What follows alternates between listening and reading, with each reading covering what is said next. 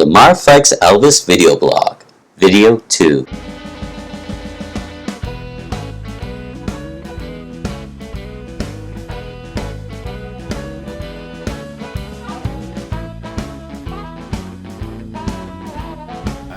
You would walk out the set, you'd run into Glenn Ford, or you'd run into Robert Taylor, or you'd run into Clark Gable.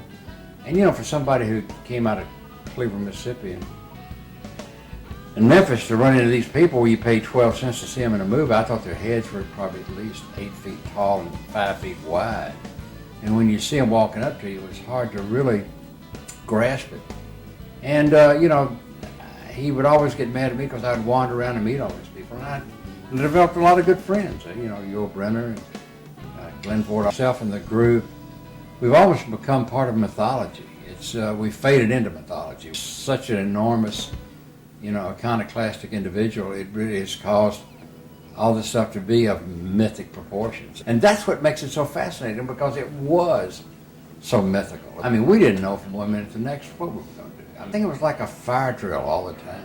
It became one of those type situations of where you really just had to exist. You're with the biggest star in the business. Everybody is so taken by him that, you become part of that whole fabric, because that was a way of life in those days.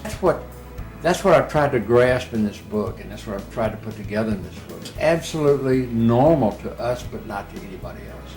I mean, when we were totally outrageous, we didn't know from one minute to the next what we were going to do. Tried to be as sane as we could, but normal people in the entertainment business, the word doesn't work, and it became one of those type situations of where we just did outrageous things because we thought that's what you were supposed to do. We had no rules. We had no rules didn't apply. Just did what we wanted to do. A lot of this has been told. It hasn't been told from the standpoint of myself, because I was the only one in Germany for 3 years with him. For 2 years. Late at night, we'd sit up and talk when everybody else had gone. And he had a lot of fears like anybody else. It's almost like an anthology of time from the 50s all the way through. Elvis really was a time capsule. He was such an enormous figure that everybody put it together in that time capsule.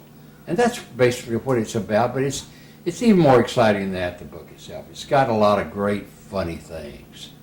It's real funny stuff. It was the greatest times of our lives, and it was a great time in the 50s and the 60s. Being with him made it all the more because he was such an enormous star, and we were all, our group was very privy to everything that was going on. And it's showing what went on around there, how the people reacted, how these stars reacted, and how everybody really got so taken up with it. And even him, my goodness, it was a case where he lived in shock. We were backstage one time in Vegas, and Wolfman Jack asked him, said, "What's it like being Elvis Presley?" And Elvis sat there and just looked, and he turned out sitting beside me. He said, "How do I answer that?" I said, "You're on your own here." I said, "I have no idea." He didn't think of himself that way. You become something you're not.